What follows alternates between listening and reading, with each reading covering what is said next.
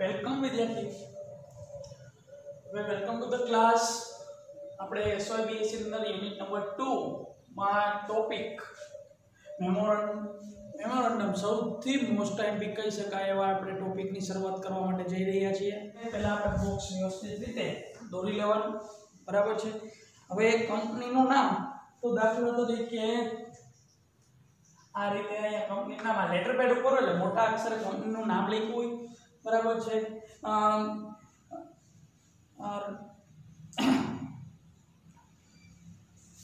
રાજ Infosys company limited આપણે લખી નાખીએ।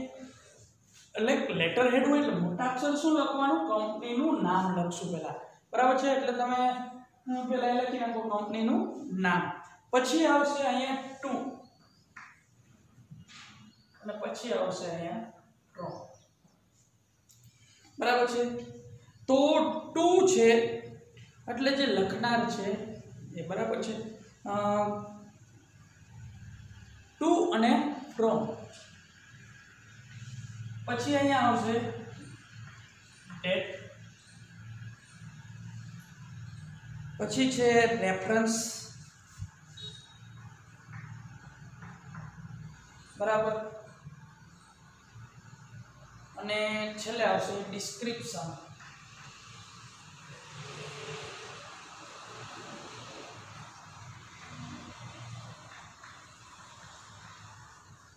અને આ બાજુની સાઈડમાં સિગ્નેચર આપણે લખશું, બરાબર છે। સિગ્નેચરમાં નેમ એનું નામ આવશે અને ડેઝિગ્નેશન એટલે એનું સ્થાન, બરાબર, એનું સ્થાન, એનો હોદ્દો, પોતે મેનેજર છે કે શું છે એ આપણે અહીંયા લખશું। તો આપણે ઈમેલ છે તેમાં ફ્રોમ ટુ CCBC એવી રીતે હતું। તો ફ્રોમમાં તો કે મોકલનાર, 2 માં મેળવનાર, અહીંયા મોકલનારનું નામ, અહીંયા મેળવનારનું નામ, તમારે તો કોઈ પણ બે નામ લખી નાખવાના છે, બરાબર છે। તારીખ લખવું અને રેફરન્સ લખવો, રેફરન્સની અંદર તમે ગમે લખી શકો, બરાબર છે, 2015 અને 16 146 આવી રીતે લખી શકો, બરાબર છે, ગમે લખી શકો। આને કહેવાય રેફરન્સ, એટલે એ શું છે 2015 16 146 નંબરનો મેમો છે, આવી રીતે એ જોઈ શકે, બરાબર છે। પછી ડિસ્ક્રિપ્શન એટલે ડિટેલમાં આપણે વાત કરવાની, બરાબર છે, કે ભાઈ કઈ બાબતનો આ મેમો છે। અને છેલ્લે સિગ્નેચર આવશે અને કોઈ પણના એમાં નેમ પણ પછી છેલ્લે લખી શકે, અને ડેઝિગ્નેશન એટલે કે એનો હોદ્દો શું છે એ લખી શકે, બરાબર। આવું સરસ મજાનું એક નાનું એવું એકદમ ફોર્મેટ છે, બરાબર છે। કોણ મોકલનાર છે, કોણ મેળવે છે, તારીખ, રેફરન્સ અને ડિટેલમાં વાત કરીએ, છેલ્લે લખી નાખવાનું સિગ્નેચર, એકાદો આપણે માહિતી પણ મેળવીએ। તો વિદ્યાર્થી મિત્રો, આપણે બધા મેમોના જુદા જુદા ઉદાહરણો આપણે જોઈએ। તો પહેલો મેમો છે એ તો પરચેસ ઓફ સ્ટેશનરી, તો સ્ટેશનરીની ખરીદી વિશેનો આખો મેમો આપણે જોવાનો છે। તો ચાલો આપણે જોઈએ। નવજીવન એજ્યુકેશન ટ્રસ્ટ જુનાગઢ, તો પહેલાં વહેલું આપણે શું લખશું, કોઈ પણ સંસ્થાનું નામ છે એ આપણે અહીંયા લખશું મોટા અક્ષરે, બરાબર છે। ત્યારબાદ એનું ટૂંકમાં શું છે, નોટિસ છે કે એ બધી કઈ વસ્તુ છે, તો એના માટે આપણે અહીંયા લખશું એનું ઇન્ટ્રોડક્શન મેમોરેન્ડમનું। ત્યારબાદ આપણે એ મેમો કોને લખીએ છીએ, તો અહીંયા લખ્યું 2, જો 2 છે ને એ અહીંયા ઉપર લખવું, આ રીતે તમે આ રીતે 2 લખી અને એના પછી નીચે લખી શકાય ધ પ્રિન્સિપલ, તો પ્રિન્સિપલ, ધ સેક્રેટરી તો સેક્રેટરી, અહીંયા બધું ભેગું આપ્યું છે, તો અહીંયા આપણે થોડુંક અલગ કરી નાખશું, બરાબર। From senior clerk. તો આ લખનાર કોણ છે? તો સિનિયર ક્લાર્ક છે. તો ક્લાર્ક છે એ આ લખનાર છે. પછી રેફરન્સ લખવાનો. રેફરન્સ પણ અહીંયા આપ્યો છે ABC 12 2015 અને 16. અને પછી ડેટ છે, પછી ડેટ લખવાની. આટલી વસ્તુ આવી જ જોઈએ. સબ્જેક્ટ અહીંયા સાઈડમાં લખ્યું હોય, સબ્જેક્ટ તમે અહીંયા વચ્ચે પણ લખી શકો. અહીંયા સબ્જેક્ટ શું શેના વિશેનો સબ્જેક્ટ છે? તો કે પરચેસ ઓફ સ્ટેશનરી. સ્ટેશનરી ખરીદવા વિશેનો સબ્જેક્ટ આખો અહીંયા આપ્યો હોય. તો ચાલો જોઈએ એને શું લખ્યું હોય. તો office says shortage of various stationery item. તો ઓફિસની અંદર થોડીક આઇટમ સ્ટેશનરી છે એની થોડીક શોર્ટેજ છે. આપણે 10 પેકેટ A4 સાઇઝના જોઈએ છે. 10 પેન્સિલ બોક્સ પીસીસ બોક્સ ફાઇલના આપણે 10 પેકેટ જેવું જોઈએ છે. 25 પીસીસ રેગ્યુલર ફાઇલના જોઈએ છે. અને it is difficult get copy from important document. કે આપણે ઇમ્પોર્ટન્ટ ડોક્યુમેન્ટની કોપી કરવી હોય તો પણ થોડીક તકલીફ પડવા માંડીએ તો તમે યોગ્ય ડિપાર્ટમેન્ટની અંદર મોકલી આપજો, કે જેથી કરીને હું તમને વિનંતી કરું કે ભાઈ આ બધી વસ્તુ છે આપણે 3000 રૂપિયા જેટલો ખર્ચ આવી શકે એમ છે. તો યોગ્ય ડિપાર્ટમેન્ટની અંદર મોકલીને આ વસ્તુ ખરીદવાની છે. અને આ લખનાર જે છે ભાઈ એનું નામ છે લખવાનું થાય મનોજ દવે. તો અહીંયા આપણે જોયું કે ભાઈ એક સંસ્થાની અંદર કંઈક સ્ટેશનરીઓ નથી, તો સ્ટેશનરી ખરીદવા માટે એને નાનો એવો એક મેમો લખ્યો. ચાલો તો હવે બીજો મેમો આપણે જોઈએ. તો બીજો મેમો છે a memo to the employer for allowing the leave for joining a part time course. તો પોતે allowing to leave for leave એટલે શું થાય? રજા, બરાબર. For joining part time course. ચાલો આપણે જોઈએ. Navjivan education trust Junagadh. Inter office memorandum જ આવું લખવું જ પડશે. ઇન્ટર ઓફિસ મેમોરેન્ડમ બધામાં ટુ લખવાનું, બરાબર છે. અને ફ્રોમ લખવાનું. લખનાર કોણ છે અને મોકલનાર કોણ છે એનું નામ તમે તમારી રીતે ગમે એ લખી શકો, બરાબર છે. રેફરન્સ આપણે લખવાનું, ડેટ લખવાનું અને ત્યારબાદ છે સબ્જેક્ટ. તો સબ્જેક્ટની વિશે આપણે માહિતી જરાક જોઈ લઈ. Permission for joining diploma course. તો આને છે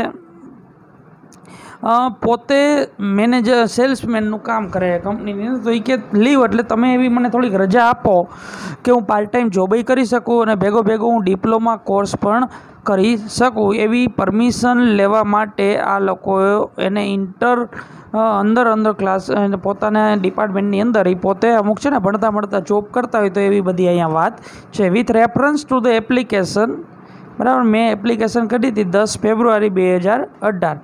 સિકિંગ એટલે માગવું, બરાબર.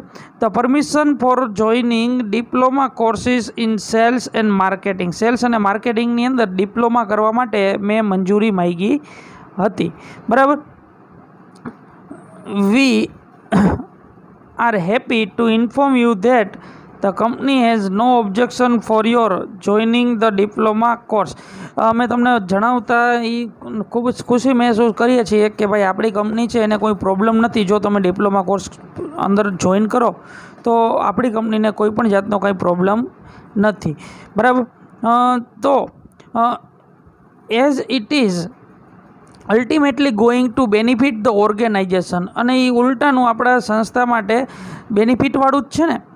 It should be noted that you will be given special leave for joining diploma course.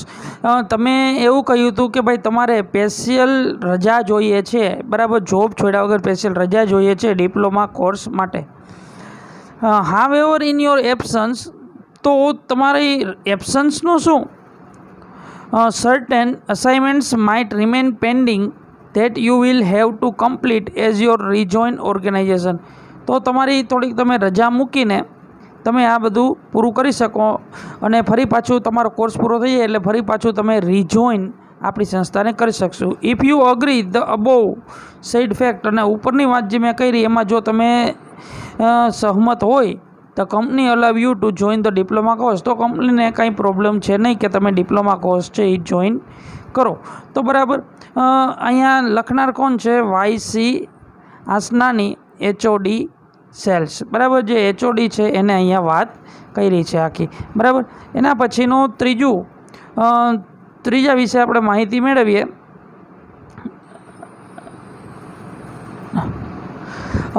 ત્રીજું સર્ક્યુલર આપણી સામે है memo for producing fake medical bill. तो अमुक व्यक्तिओए अंदर पछी एवा खोटा बिल बनावता होय ने, तो खोटू बिल अमुके मेडिकलनुं बनावी नाख्युं, बराबर है। एना माटेनो एक मेमो है, माधव एजेंसी, प्रहलादनगर, पुणे, अहींया 2 फ्रॉम, बराबर है। डेट, रेफरन्स नंबर अहीं साइड में लख्युं छे। आपणे शुं करवानुं छे, ए बधुं एक ज लाइननी अंदर लखवानुं छे, बराबर। सब्जेक्ट पण लखवानुं छे, पण एक वस्तु आपणे खरेखर वस्तु ध्यान राखशुं, शुं ध्यान राखशुं के आपणे आ बधी वस्तु एक ज लाइननी अंदर लखशुं, बराबर। मेमो अलग अलग करवानी जरूर नथी, एक ज हरखी टेक्निक राखशुं, बराबर। हवे I have been inform by the account department, मने एकाउंट डिपार्टमेंट मांथी एवुं इन्फॉर्म करवामां आव्युं छे अबाउट द बिल विषे। सबमिटेड ऑन 12 फेब्रुआरी 2018 के 2018 ની અંદર 12 ફેબ્રુઆરી એ સબમિટ કરવામાં આવ્યું છે, જે 9,000 રૂપિયાનું હતું। ચાલો કિંમત કેટલી હતી? 9,000 રૂપિયાનું જે બિલ હતું એની અહીંયા વાત કરીએ। For the treatment in the hospital four I site, કે તમારી આંખ જે છે એ આંખ માટે કોઈ કંપનીની અંદર છે ને તમારે કંઈક પ્રોબ્લેમ હોય તો તમારે તમે આટલા રૂપિયાનું ઓપરેશન થયું તો એવો ક્લેમ માટે તમે ઓફિसनी अंदर तमे आवो चार्ज एलाउड होय के भाई मारे 50,000 रुपयानो खर्चो थयो है तो, but you had taken leave from the office of 8 February 2008 for 3 days stating that you were suffering from fever, अने तमे रजा लीधी थी कि भाई तमने ताव छे 8 फेब्रुआरी 2018 ना रोज, बराबर। અને 12 ફેબ્રુઆરીએ તમે એવો ક્લેમ કર્યો કે ભાઈ તમે 9,000 રૂપિયા તમે હોસ્પિટલની અંદર તમારી આંખની દ્રષ્ટિ માટેનું તમે ટ્રીટમેન્ટ કરાવી। आई एम डाउटफुल दैट, एम के छे अमने एवी शंका है कि you are not gone through any I treatment, के तमे कोईपण प्रकारनी आईनी ट्रीटमेंट करावी नथी, बराबर। अमने एवी शंका है। The bill submitted by you so contradiction और, तो तमारी बिलनी अंदर तमे जे वस्तु दर्शावी छे थोड़ी अड़चण ऊभी करे छे, शंका उत्पन्न करे छे। To what you have states in your leave letter, के तमे जे लीव लेटर तो रजा राखी थी तमे ताव माटे राखी थी, तमे पछी एम कहो छो कि भाई आई ट्रीटमेंट माटे आ बधुं मैं कराव्युं है। The accountant also drew my attention to earlier medical bill submitted by you. The accountant छे एने तमे आनी अत्यारे तमे जे मेडिकल बिल मूक्या छे एनु जे क्लेम छे एना विषे मने थोड़ीक ध्यान दोर्युं हतुं। Claiming the reimbursements against the fake medical bill is an offence cannot be overlooked, અને આ મેડિકલ બિલ છે ને એ પણ અમને ખોટા લાગી રહ્યા છે, બરાબર છે। જોતા જ એવું લાગે છે કે આ ખોટા છે। You are order to submitted the genuine bill and explain the matter of fake bill in written, તો તમે છે ને સાચું બિલ રજૂ કરો, બરાબર, અથવા તો આ જે તમે ખોટા બિલ છે એના વિશે માહિતી અમને આપો અને બધું સ્વીકારો, બરાબર।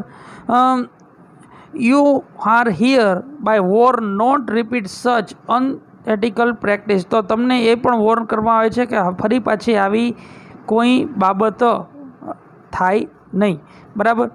If you found guilty for such practice in future, તો ભવિષ્યની અંદર જો તમે આવું કરતા ફરી વખત ચીટિંગ કરતા જો ઝડપાયા, the strict action would be the only option, તો અમારી પાસે બીજો કોઈ ઓપ્શન રહેશે જ નહીં, બરાબર છે। એક જ ઓપ્શન રહેશે, બરાબર, કોઈ સ્ટ્રિક્ટલી પગલાં તમારી ઉપર લેવો।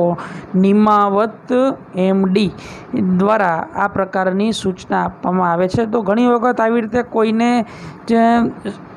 ખીજાવવા માટે પણ, બરાબર, કોઈ વ્યક્તિ કંઈક એવા ખરાબ કામ કરતા હોય તો એના માટે પણ આવા મેમો છે દેવામાં આવે, બરાબર। એના પછી આપણે જોઈએ, એના પછીનો મેમો છે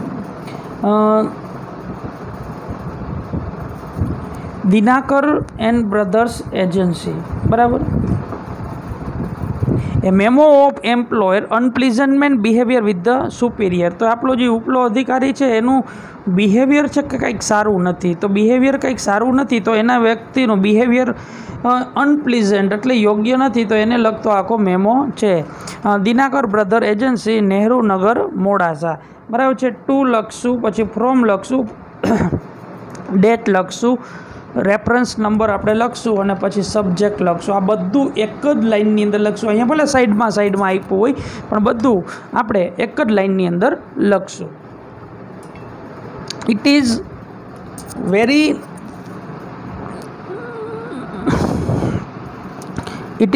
depressing to listen about your gross behavior with Mr. Nikhil Pandey. એવું જાણવા માંડ્યું છે કે એવું સાંભળવા માંડ્યું છે કે તમારું ભાઈ નિખિલ પાંડે તરફ તમારું બિહેવિયર સારું નથી, જે આપણા સ્ટોક સુપરવાઇઝર છે. એઝ વે રિસ્પોન્સિબલ સ્ટાફ, અને એ ખરેખર એક જવાબદાર સ્ટાફ છે. One should know the office etiquette and never behave unpleasant. અને આપણે ઓફિસનો પણ નિયમ છે કોઈ સાથે ખરાબ વર્તન કરવું નહીં. It is reported to me, મને એવી રિપોર્ટ કરવામાં આવ્યું છે કે you have been behaving very rudely quite often with the staff member. તમે સ્ટાફ મેમ્બરો સાથે ખૂબ જ ખરાબ વર્તન પણ કરો છો. Your unpleasant behaviour had been won with looking for long service of the office. તો તમારું જે અનપ્લીઝન્ટ બિહેવિયર છે, અયોગ્ય તમારું જે વર્તન છે, એના માટે આપણી કંપનીની લાંબી સર્વિસ આપણને બહુ વધારે દેખાતી નથી, એના માટે હાનિકારક છે. However it is cross the limit as you have started acting in the unpleasant manner to of your supervisor. તમે આવું આપણા કોઈ સુપરવાઇઝર હોય એના પ્રત્યે તમે આવી ખરાબ ગેરવર્તણક અથવા એવું વર્તન કરી કેમ શકો? You reply should reach me in 4 days after receipt of memo. અને તમારો જવાબ, તમે શા માટે આવું ગેરવર્તન કર્યું એ તમે મને 4 દિવસની અંદર એક મેમો લખીને તમે મોકલાવો. If you fail to provide the return explanation, જો તમે લખીને મને વ્યવસ્થિત રીતે પુરવાર ન કર્યું કે તમે શા માટે તમે આવું ખરાબ વર્તન કરો છો, બરાબર, તો તમારી સામે યોગ્ય પગલાં લેવામાં આવશે. કેતન ગોસાઈ જે છે, કેતન ગોસાઈ એ ડાયરેક્ટર છે જેને આ આખો મેમો એક વ્યક્તિને આપ્યો છે કે જે કર્મચારીઓ સાથે ખરાબ વર્તન કરતો, બરાબર. હવે એના પછી નો એક મેમો છે, a memo of the employer for using mobile phone during the office hours. કે અમુક કર્મચારીઓ છે કે જે પોતે પોતાના સમય દરમિયાન પોતાનો જે ટાઈમ હોય એ ટાઈમની અંદર મોબાઈલનો યુઝ કરે છે. તો બધાને જાણવા મળ્યું કે ભાઈ આ લોકો ચાલુ નોકરીએ મોબાઈલનો ઉપયોગ શા માટે કરે છે, તો એને લગતો આખો મેમો છે, બરાબર. તો ચાલો આપણે જોઈએ. સ્વસ્તિક એન્ટરપ્રાઇઝ સેવા સદન ઉપલેટા, બરાબર છે. હવે તો આ બધું તમને સમજાઈ ગયું છે. પહેલાં ટુ લખશું, પછી ફ્રોમ લખશું, પછી ડેટ લખશું, રેફરન્સ લખશું અને સબ્જેક્ટ બધું લાઇનમાં લખશું. આ તો બુક્સની અંદર વ્યવસ્થિત ઓછામાં વધારે સમાઈ જાય ને એટલા માટે આ બધું સાઈડમાં આપ્યું. આપણે સીધું એક જ લાઇનની અંદર આ બધી વસ્તુ રાખશું, બરાબર છે. ચાલો આપણે મેમોની શરૂઆત કરીએ. તો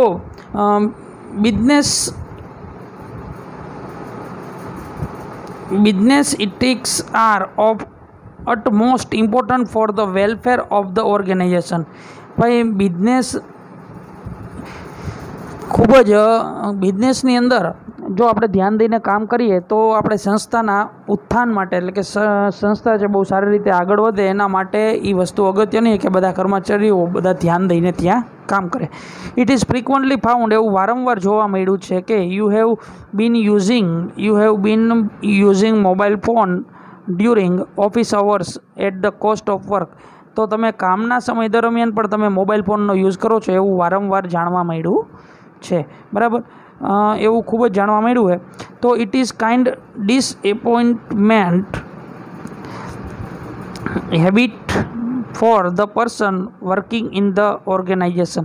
તો આપણને આ નાખુશ કરી દે ને એવી બાબત આ કહી શકાય કે બધા લોકો છે એ ચાલુ સમય દરમિયાન કામ કરવાના સમય દરમિયાન પણ મોબાઈલનો ઉપયોગ કરે છે. ઇટ ઇઝ રિપોર્ટેડ ટુ મી, અને એવું મને રિપોર્ટ કરવામાં આવ્યું છે કે that you have bin suffering social website during working hours, કે તમે કામના સમય દરમિયાન તમે સોશિયલ વેબસાઇટો છે, બરાબર, ફેસબુક, વોટ્સઅપ, એનો યુઝ કરો છો. મોરેઓવર, ઇવન આફ્ટર વોર્નિંગ, તમને વોર્નિંગ આપવામાં આવી છતાં પણ from the head of the department, આપણો હેડ ડિપાર્ટમેન્ટ છે એને તમને સૂચના આપી છતાં પણ you have not change your habit, તો તમે તમારી હેબિટ તો પણ ચેન્જ કરતા નથી. This is the last chance, હવે તમને છેલ્લો ચાન્સ આપવામાં આવે છે કે for you change your habit, કે ભાઈ તમે તમારી હેબિટ છે એ થોડીક સુધારો, બરાબર છે. તમે ચાલુ જે કામગીરી દરમિયાન તમે ફોનનો વધારે ઉપયોગ કરો નહીં. If your habit of using